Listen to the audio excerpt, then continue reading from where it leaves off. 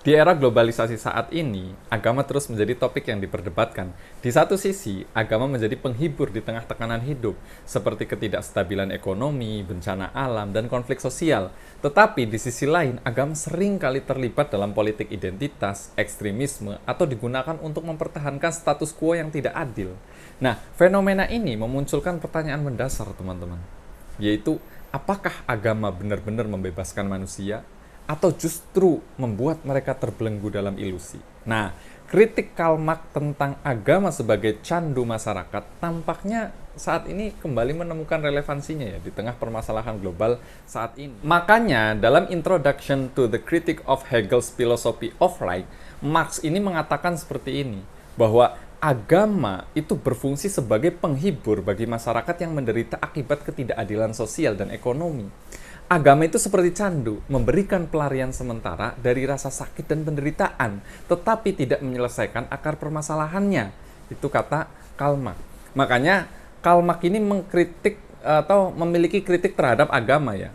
Jadi Karl Marx ini tidak hanya menyebut agama sebagai candu masyarakat tanpa dasar. Artinya apa?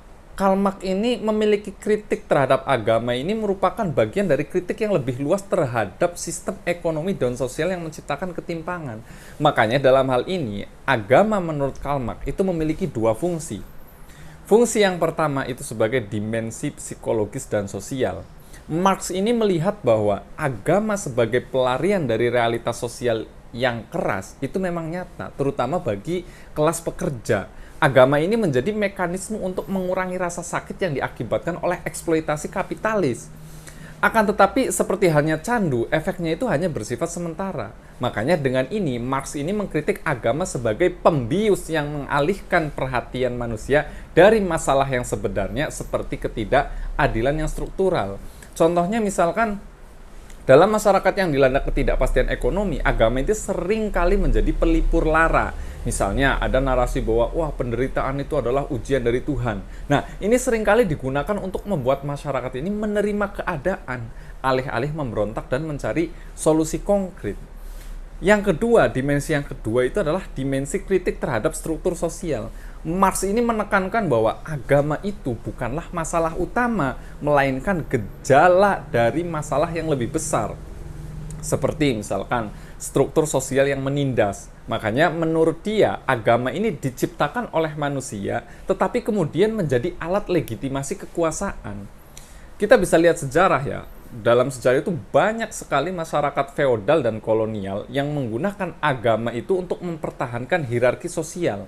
Makanya ada ajaran tentang kekuasaan dari Tuhan. Nah, ini menjadi dasar bagi penguasa untuk menindas rakyat.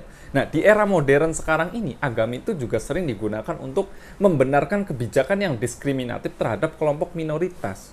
Nah, kira-kira apa sih relevansinya kritik Marx ini dalam konteks modern? Jadi, kritik Karl Marx ini terhadap agama ya tetap relevan dalam dunia modern saat ini, terutama ketika agama digunakan untuk kepentingan ekonomi dan politik.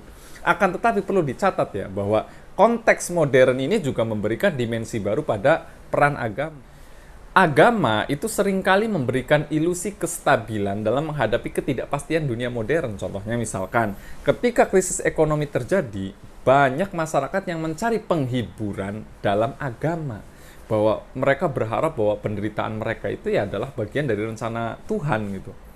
Dalam beberapa kasus bahkan agama itu digunakan untuk meredakan ketegangan sosial dan dengan narasi kayak misalkan ya sabarlah, ini takdirlah.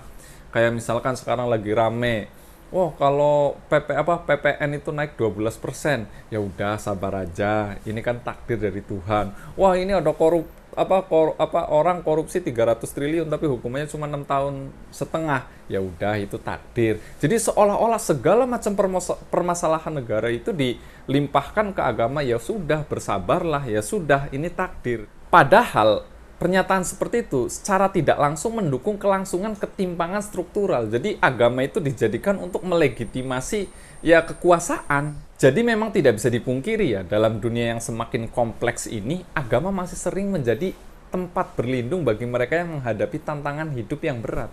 Kayak contoh misalkan, dalam masyarakat dengan ketimpangan ekonomi yang tinggi, agama itu sering kali menawarkan narasi bersabar dan bersyukur, yang secara tidak langsung meredam potensi perlawanan terhadap ketidakadilan yang terstruktur. Atau misalkan ketika terjadi bencana atau pandemi itu, agama juga sering banget digunakan untuk memberikan penghiburan. Akan tetapi dalam banyak kasus, agama tidak melibatkan dalam mencari solusi yang sistematik seperti misalkan perubahan kebijakan lingkungan ataupun ekonomi. Sehingga apa? Agama itu seringkali dijadikan sebagai alat politik. Kenapa? Agama juga sering jadi alat politik ya karena adanya kelompok-kelompok yang ingin mempertahankan kekuasaan dengan menggunakan agama. Terutama misalkan kayak politik identitas. Di banyak negara agama itu seringkali digunakan sebagai dasar untuk mempolarisasi masyarakat. Seperti misalkan isu agama menjadi senjata dalam kampanye politik yang seringkali memperburuk ketegangan sosial.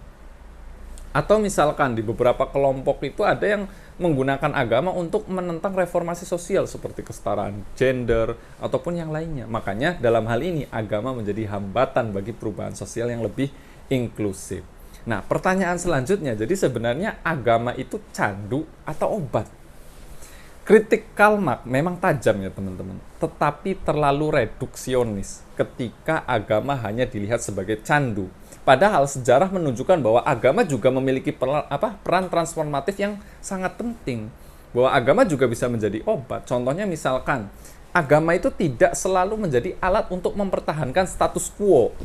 Dalam banyak kasus, bahkan nilai-nilai agama itu sudah digunakan untuk memperjuangkan keadilan. Banyak contohnya dalam sejarah, misalkan Mahatma Gandhi menggunakan prinsip ahimsa, atau dalam bahasa Indonesia itu artinya tanpa kekerasan, yaitu tradisi dari Hindu untuk melawan kolonialisme Inggris di India. Kemudian di Amerika misalkan ada Martin Luther King, di mana dia mengandalkan nilai-nilai Kristen untuk memperjuangkan hak-hak sipil di Amerika Serikat. Atau di Indonesia sendiri ada Gus Dur atau Kiai Haji Abdurrahman Wahid yang seringkali mempromosikan pluralisme dan hak asasi manusia dengan pendekatan yang berbasis pada nilai-nilai Islam. Jadi kita tidak bisa melihat hanya sebelah mata. Iya, kita tidak bisa memungkiri bahwa agama memang seperti candu, tetapi di sisi lain agama juga bisa seperti obat. Bahkan dalam situasi krisis, agama itu seringkali menjadi fondasi bagi komunitas untuk bekerja sama. Kayak misalkan ada gereja, masjid, kuil, itu sering menjadi pusat distribusi bantuan kemanusiaan di tengah bencana alam. Bahkan organisasi berbasis agama seperti kalau di Indonesia yang terbesar itu ada NU, ada Muhammadiyah, itu berperan penting dalam pendidikan, kesehatan, dan pemberdayaan masyarakat. Akan tetapi, teman-teman, yang perlu dicatat itu adalah peran transformatif ini hanya bisa terjadi ketika agama diartikulasikan sebagai kekuatan pembebasan, bukan sebagai mekanisme pelarian atau justifikasi atas penderitaan. Kalau kita mau diskusi lebih panjang lagi, teman-teman, paradoks utama dalam kritik Karl Marx ini, meskipun dia mengutuk agama sebagai bentuk alienasi, dia tidak bisa mengabaikan fakta bahwa agama tetap memberikan makna bagi banyak orang. Makanya ini bisa memunculkan pertanyaan untuk bahan diskusi teman-teman di tongkrongan nanti. Misalkan, jika memang agama seringkali digunakan untuk membenarkan ketidakadilan, apakah agama itu masih relevan? Solusi potensialnya itu ya mereformasi agama menjadi teologi yang humanis. Kayak misalkan teologi pembebasan. Di Amerika Latin, teologi pembebasan itu menekankan peran agama dalam melawan eksploitasi kapitalis. Teologi ini mengartikulasikan iman dalam konteks perjuangan kelas. Atau di etika global, agama harus beradaptasi dengan tantangan global seperti krisis lingkungan dan ketimpangan ekonomi. Makanya, agama ini bisa menjadi sumber nilai-nilai etis yang membimbing perubahan sosial. Nah, pertanyaan selanjutnya, apakah agama masih relevan di dunia sekuler? Dalam masyarakat sekuler, banyak orang mulai meninggalkan agama. Akan tetapi, kalau teman-teman cermati, ini tidak berarti bahwa nilai-nilai spiritual itu kehilangan relevansinya. Banyak kok negara-negara sekuler yang masih menerapkan nilai-nilai spiritual, dan agama itu bisa tetap relevan dengan cara misalkan menyediakan ruang untuk refleksi eksistensial di tengah dunia yang materialistik, atau mendorong solidaritas dan kerjasama lintas agama untuk menghadapi tantangan global.